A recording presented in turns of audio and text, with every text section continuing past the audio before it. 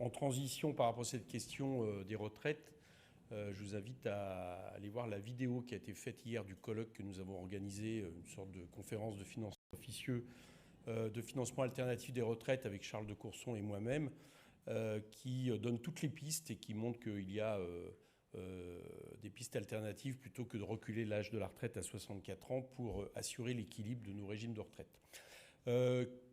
Globalement, tout se passe comme prévu dans cette bataille budgétaire qui a commencé il y a maintenant 8 jours. D'abord, elle a commencé par 2 défaites majeures du macronisme, donc il faut quand même les noter. C'est la défaite en race campagne sur les comptes d'approbation des comptes de l'État et de la sécurité sociale 2023. Ensuite, ça a été ma commission. Nous avions dit que nous avions une majorité dans la commission pour des mesures concrètes qui s'inspirent du programme du NFP. Nous l'avons prouvé, puisque M. Barnier cherchait 60 milliards. Nous lui avons amené 60 milliards de recettes supplémentaires votées dans cette commission. Et je dois dire que ça ne vous a pas effectivement échappé que le NFP n'est pas majoritaire à lui seul dans cette commission. Donc pour que ces 60 milliards passent, il a fallu que différents groupes les votent, notamment le MoDem, qui en a voté beaucoup, ou au moins s'est abstenu, mais aussi le Rassemblement national, je vais y revenir dans quelques instants. Donc des mesures concrètes, je le dis tout de suite, qui n'ont rien à voir avec la propagande négative qui a été faite depuis, c'est-à-dire l'idée d'un enfer fiscal, d'un matraquage fiscal.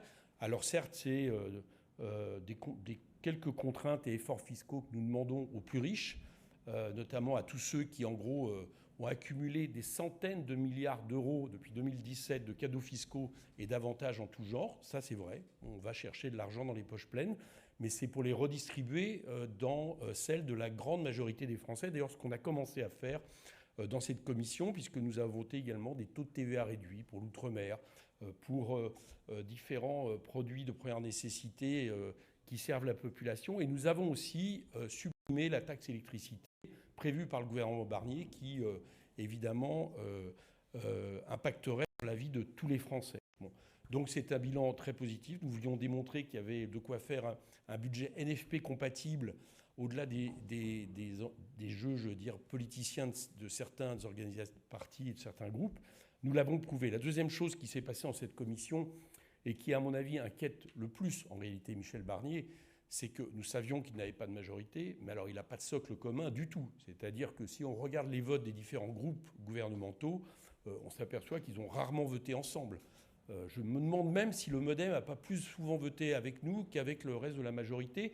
Et dans la majorité elle-même, il faut que j'arrête d'utiliser ce terme majorité qui ne s'y est vraiment pas, dans la minorité présidentielle, les macronistes, on va dire historiques, sont montés contre plusieurs mesures du gouvernement Barnier, notamment par exemple la taxation des ultra-riches et celle des très grandes entreprises. Donc autrement dit, Michel Barnier arrive dans ce débat parlementaire avec très très peu de soutien et je pense que c'est ça qui l'inquiète particulièrement.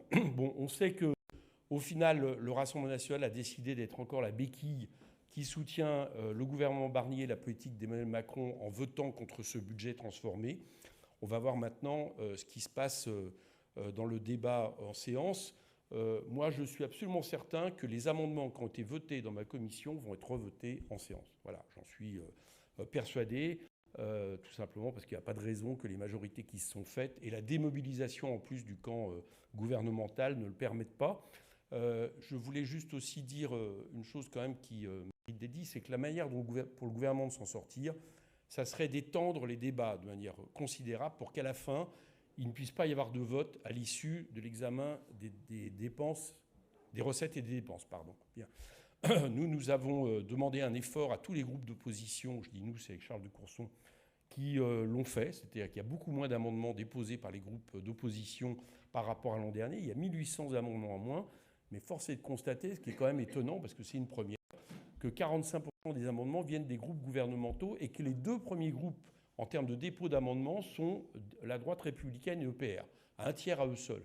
Bon, j'espère qu'ils ne tentent pas une opération de blocage, je le dis très clairement, pour faire en sorte que nous ne puissions pas aller au vote, parce que notre intention à nous, c'est d'aller au vote, parce que si on va au vote, on sait qu'on votera un budget totalement transformé, et que c'est peut-être la raison qui fait que Michel Barnier utilisera le 49.3. Donc voilà, on est confiant dans cette bataille budgétaire, elle a bien commencé, exactement telle que nous l'avions prévue, Et je pense qu'on peut soit battre ce budget, soit voter un budget totalement transformé, soit censurer le gouvernement. Merci.